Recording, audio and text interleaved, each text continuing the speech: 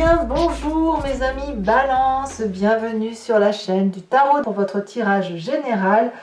Ceux qui me découvrent, soyez les bienvenus, cette chaîne est la vôtre et j'espère vraiment que vous allez tous très bien. Alors vous avez deux arcades majeures, trois même, puisqu'on a la tour inversée, la papesse, et puis nous avons ici le monde inversé. Je vois de l'épée, de la coupe, de la coupe aussi, inverser la coupe, hein, et puis du bâton. Donc on sent il y a de la méfiance chez vous quand même, et il y a pourtant ces petites festivités, il y a tout ça, mais vous n'y trouvez pas votre goût, j'ai l'impression. Allez, je vous explique tout ça. Vous entrez avec cette énergie de 7-2 d'épée, c'est pas très fou tout ça parce que ça crée de la méfiance. La 7 d'épée, elle nous oblige aussi, alors là c'est un peu plus positif, elle nous oblige à prendre les devants, à s'inquiéter, à se préparer intellectuellement, à être méfiant par rapport à l'adversité. Je m'explique, vous avez une personne en face de vous qui ne vous paraît pas très intègre, vous vous méfiez de sa façon de dire, de ce qu'elle dit, elle vous dit peut-être blanc alors qu'elle pense noir, et vous avez donc naturellement cette méfiance parce que vous savez que vous ne pouvez pas avoir confiance en ce qu'elle dit, parce que vous avez peut-être été déçu de cette personne, voilà. Donc vous êtes dans cette stratégie intellectuelle qui consiste naturellement à vous méfier, à vous mettre peut-être un peu en retrait, mais surtout à observer par derrière ce qui se passe, voyez, et à mettre en sécurité peut-être c'est ce qui nous intéresse. Voilà, on se prépare, on grandit, on est suffisamment sage, on est suffisamment grand pour savoir qu'à un moment donné, il va peut-être falloir se dresser face à l'adversité, mais surtout faire attention à ce que l'on nous dit, parce que tout n'est pas réalité, et vous le savez très bien, et donc c'est pour ça que vous êtes dans cette énergie de méfiance vis-à-vis de l'autre. En bref, vous avez la garde levée, si j'ose dire, hein. Vous ne baissez pas votre garde aussi facilement. Pourtant, on a un présent fait de festivités, de célébrations, de collaborations, de joie de vivre amicale, festive, peut-être qu'on fête des anniversaires, c'est vrai que vous allez rentrer dans votre mois, donc peut-être que vous pensez à célébrer tout simplement de cette communion affective, émotionnelle avec vos amis. Ça vous fait du bien, ça vous fait sortir un peu d'énergie un petit peu négative du fait que l'on se méfie du comportement d'une personne. Alors on a un événement assez favorable autour de soi qui est cette tour inversée. La tour inversée, elle nous parle normalement d'un chaos passé, d'une oppression passée qui apparemment est toujours présente. Voilà. Alors pourquoi c'est favorable? Parce que justement elle vous permet de prendre garde à ce qui se passe autour de vous. Elle vous permet d'être prudent dans les élaborations que vous faites, et elle vous permet de savoir aussi que certaines situations sont inévitables et elles doivent avoir lieu. Voilà. Donc quand il y a un chaos, quand il y a une situation brutale, eh bien on se dit bon bah ça arrive, c'est là, je le sais, mais je sais comment faire pour m'en prémunir. Voilà, c'est ça l'idée. Donc ça vous est favorable. Par contre, ce qui vous est défavorable dans l'environnement, c'est cette papesse qui écoute sa voix intérieure. Cette papesse qui dit dans son intuition intérieure, ça s'est déjà produit, donc ça va se reproduire. C'est cette personne qui va aller trouver des réponses au fond d'elle-même, à travers des croyances, des événements superficiels, sans vraiment avoir de réponse pragmatique.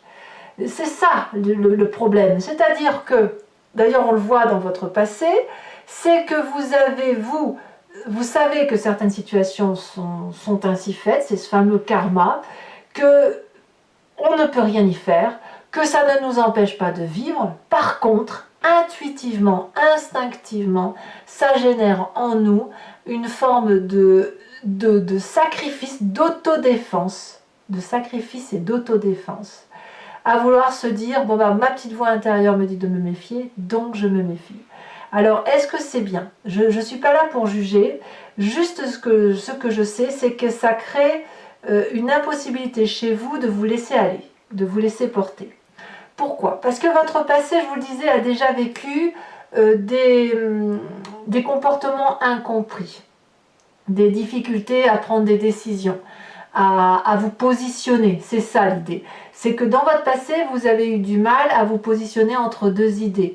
On a ces deux épées croisées et il avait fallu choisir entre ces deux positions intellectuelles, avec un conflit intérieur terrible. Et qu'est-ce qui s'est passé chez vous? Eh bien, il a fallu effectivement aller chercher sa petite voix intérieure. Alors, il est possible aujourd'hui que vous vous rendiez compte que vous vous êtes trompé. Peut-être que vous ne vous êtes pas trompé, mais vous restez avec cette idée que cette personne qui vous a trompé ou cette façon de penser qui vous a trompé est la bonne, quoique vous avez dans votre état d'esprit des doutes. Il y a des doutes en fait. Vous, c'est quand même deux épées. Deux épées, c'est une réflexion poussée qui est faite chez vous, où vous n'avez pas eu de réponse dans votre passé. Il y a de la festivité, il y a de la joie, mais aujourd'hui vous êtes un peu plus armé, vous avez mûri, vous avez grandi. Donc cette vérité qui vient du passé dans votre choix, vous l'assumez, pas de problème, vous assumez ce choix. Par contre, vous avez cette crainte que ça revienne. Mais je ne suis pas sûre que ce qui s'est passé dans le passé, avec la raison qui est la vôtre, soit réellement aussi vrai que ce que vous pensez. Alors effectivement, dans votre corps, comme vous êtes programmé comme ça, vous avez encore cette 7 de bâton. Vous êtes tellement sûr que votre choix était le bon dans ce passé, puisque aujourd'hui tout va bien, que vous avez tendance à protéger votre territoire. Alors, ça peut être aussi lié avec le fait que vous faites votre anniversaire et que vous voulez mettre de côté certaines personnes. Peut-être pour vous protéger. Instinctivement, vous vous protégez, vous vous défendez, vous êtes armé jusqu'aux dents. Hein, on a ces 7 bâtons-là et cette 7 d'épée-là qui nous dit que intellectuellement on est prêt, physiquement on est prêt. On est prêt à quoi? À être heureux, mais au prix d'un sacrifice de lâcher prise. Et tout ça parce que l'environnement favorable dit qu'effectivement, il y a une oppression qui vient d'un chaos. Voilà. Et ce chaos, à mon avis, il n'est pas si récent que ça. Alors, vous pourriez avoir un chaos récent, mais ça vous renvoie quand même à un doute du passé. Bon. Qu'est-ce qu'on a comme événement surprenant qui arrive? C'est cette 2 de coupe inversée. Ça peut être une rupture. Voilà, ce serait ce chaos positif. Ça pourrait être aussi une division intellectuelle, une division affective, un break que l'on fait avec un ami ou en couple. Enfin bref, c'est une communication qui ici, affectivement, ne passe pas. Voilà, il y a un désaccord. Ce désaccord peut très bien avoir lieu dans le cadre de votre anniversaire ou dans le cadre d'une festivité qui arrive. Et on peut parler soit de disharmonie, soit de séparation, soit de dissociation, et surtout d'un amour que l'on retourne à soi. Ça veut dire que, bon, ok, il se passe ça, ça me renvoie à mon passé, alors très bien, je vais me méfier. Ça ne veut pas dire que vous allez attaquer. Je ne vous vois pas attaquer. Je vous vois vous préserver, vous auto-préserver, ne pas baisser la garde. C'est surtout ce qui semble être à l'ordre du jour pour vous au mois de septembre. D'ailleurs, dans votre état d'esprit, on a cette sous 6 de coupe inversée qui va nous parler d'une forme d'indépendance que vous avez. Hein. Vous voulez naïvement croire ou penser que vous pouvez vous en sortir tout seul. Alors, vous avez probablement raison, mais ça se fait de façon assez inhabile. Hein. C'est une indépendance que l'on connaît pas trop bien, tout compte fait. Hein. C'est quelque chose que l'on... Comment je vais vous dire ça? Il y a un peu pas de condescendance, quoique. C'est surtout une forme de dilettance. C'est comme si vous étiez une personne, là, un enfant qui lâchait la main de sa mère pour traverser la route, en sachant qu'elle est assez mûre pour le faire, mais elle le fait un petit peu en divagant, si vous voulez. Donc il y a une perte affective, à mon avis, par rapport à ce passé que l'on croyait. C'est-à-dire que ce que vous pensiez vrai de ce passé, où vous avez dû faire la part du pour et du contre, Vous vous rendez compte dans votre présent, par rapport à cette festivité, qu'il y a quelque chose qui n'est pas correct, et naturellement, ça crée un chaos, ça vous renvoie à votre intuition d'avant qui n'est pas bonne, mais par contre, inconsciemment et intellectuellement, il y a une vérité qui s'établit d'autodéfense. Je ne sais pas pourquoi, il n'y a que vous qui puissiez le dire, mais vraiment, je le ressens très fortement. Genre, j'ai été trompée pendant X temps. Ça peut avoir duré vraiment des années. Alors, quel va être le comportement de la famille et des amis à votre égard? Ils vont vous inviter à récupérer un peu, à vous isoler. Donc, vous allez peut-être paraître auprès de vos amis ou de votre famille un petit peu excentré, un petit peu apathique, un petit peu froid. Mais c'est surtout qu'en fait, il y a une distanciation nécessaire qui doit se prendre parce qu'il faut se régénérer. Il faut vraiment se relaxer, méditer, prendre soin de soi, guérir de ses plaies, tout ça dans l'intellect. Il faut qu'on fasse la part des choses, donc on s'écarte un petit peu, on fait un break, et de ce break, on peut comprendre un petit peu ce qui se paie. En fait, en bref, on fait la paix un petit peu, mais à chacun de son côté. Conséquence de vos actions, de vos pensées sur vous-même en cette fin de mois, c'est le monde inversé. C'est-à-dire que vous clôturez un chapitre intérieur de votre histoire avec beaucoup de difficultés, en ce sens que vous avez probablement le sentiment que vous avez perdu sur toute la ligne. Vous refusez de ce fait d'admettre, mais c'est très inconscient tout ça, vous refusez d'admettre que vous êtes trompé, donc vous ne clôturez pas ce chapitre. Or, cette clôture, elle se fait bon gré mal gré. Vous n'avez pas le choix. C'est une fin de cycle. Voilà. Est-ce que vous acceptez les leçons de la vie? C'est pas si sûr non plus. Parce que vous avez quand même cette garde, cette arme prête à être brandie. Et je pense, à mon avis, que c'est une erreur. Je le pense sincèrement, parce que ça ne sert à rien de rester axé sur des décisions que vous avez eu du mal à prendre dans le passé, parce que tout simplement vous y avez cru, avec naïveté, avec amour, avec candeur. Et si aujourd'hui il y a ce chaos-là, c'est qu'il doit intervenir, et c'est pas ça qui doit remettre en cause vos choix de vie. C'est juste que vous devez accepter de quitter ce cycle en acceptant de s'être trompé. Parce que si, en acceptant en le faisant comme tel, vous pouvez grandir et passer à autre chose. Conséquence de vos actions et de vos pensées avec l'environnement, on a cette 2 de bâton inversé, c'est-à-dire que les plans sur la comète que l'on se faisait avec l'environnement sont en train de retomber tel un soufflet. On va revenir au point de départ, si vous voulez, c'est ça l'idée. On ne connaît pas le futur, on n'arrive pas à se projeter dans le futur, et de ce fait, on remet les plans à plus tard. C'est ça que ça veut dire. Bon, et bien mes amis Balance, c'est pas foufou, On va voir si, en approfondissant avec le tarot des 78 portes, si ça se porte mieux, sachant que je fais la lecture de cet approfondissement sur Vimeo. Donc si vous voulez me rejoindre, il vous suffit de cliquer sur le lien qui est en description. Vous êtes renvoyé sur le site en question et notamment sur la playlist de votre signe. Vous pouvez donc cliquer sur location pour cette vidéo uniquement, ou prendre en plus les guidances sentimentales et les guidances qui ont eu lieu sur toute l'année au prix de l'abonnement. L'abonnement va se renouveler tous les mois, mais vous êtes libre de l'annuler à chaque instant, de ne rien prendre du tout et de rester uniquement sur la location. C'est vous qui voyez. Allez, c'est parti. On va recouvrir tout ça et on va voir si ça s'articule mieux.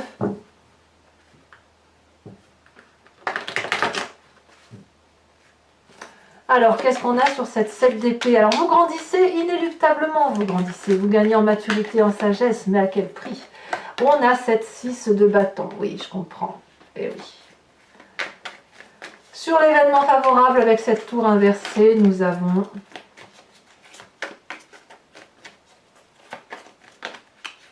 beaucoup trop de cartes, déjà. Reine de bâton et celle de denier. Il y a du feu quand même. Il y a l'énergie du feu autour de vous. Bélier, Lion, Sagittaire. Ici on a, d'accord. Allez, événement favorable, ça y est, la mort. La mort est un événement favorable dans votre tirage. Alors, ça peut être l'environnement, quelqu'un que vous perdez, c'est pas plus mal que vous, comme ça peut être une transformation profonde chez vous. Événement défavorable, cette 4 d'épée. Ah, vous voyez la 4 d'épée que l'on retrouve ici. Dans votre présent, les étoiles, ça c'est super. Très très jolie carte. Nous avons dans l'inconscient le char, la star. Ça va bien avec la 6 de bâton. Sur le passé, nous avons la 3 de coupe. La 3 de coupe que l'on retrouve d'ailleurs dans votre présent. Il y a une vérité qui se fait. Hein. Chez vous, il y a une vérité qui s'établit. Ça va vous exploser au visage en fait. Vraiment, ça va être tellement dur que vous allez l'enfouir au fond de vous parce que vous n'allez pas pouvoir le voir. Mais de toute façon, ça ressortira inéluctablement parce que vous avez la carte du monde en fin de mois. Regardez, la carte du monde, elle ressort dans votre avenir présent. Je vous ai dit, hein, ça vous explose au visage. L'état d'esprit que vous avez, 5 de bâton, donc pleine de confiance en vous, c'est très bien. Sur la famille et les amis, on a cette 8 de bâton. Et sur les conséquences de vos actions et de vos pensées sur vous-même, nous avons cette 2 de bâton, donc vous allez aller chercher la vérité. Et puis sur les conséquences de vos actions et de vos pensées sur l'environnement, cette 5 de coupe. Allez, pour ceux qui me suivent sur Vimeo, je vous invite à réfléchir à une question très précise que j'interpréterai avec le grand jeu de Mademoiselle Lenormand. Et si vous n'avez pas de questions, vous vous inspirez très profondément de votre histoire pour savoir de quoi il retourne.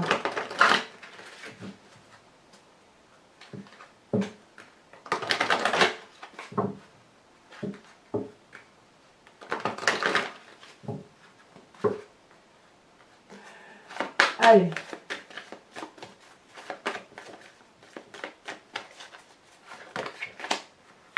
Nous avons cette vallée de pique.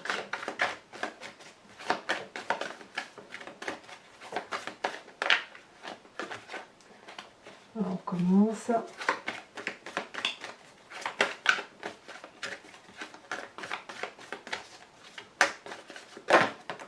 Nous avons cette 2 de cœur. Vous vous présentez avec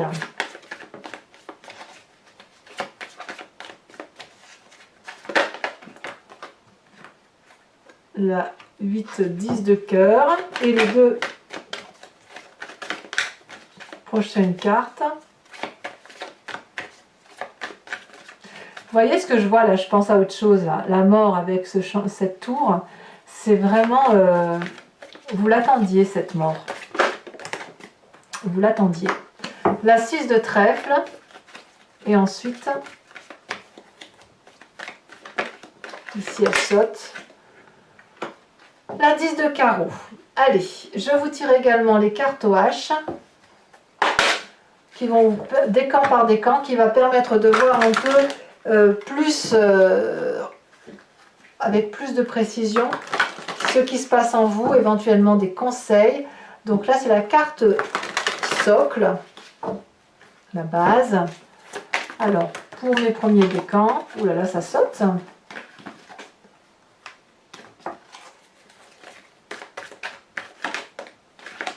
Premier décan, on parle d'homosexualité, tiens donc. Pour mes deuxièmes décans, on parle de rigidité. Et pour les troisièmes décans, on parle de confusion. Carte support. Donc j'en mets une ici sur YouTube et j'en rajoute d'autres sur Vimeo. Hein. Voilà. Ce sera donc en direct. Alors, pour mes premiers décans,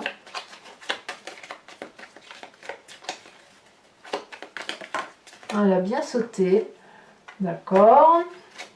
Pour mes deuxièmes décans,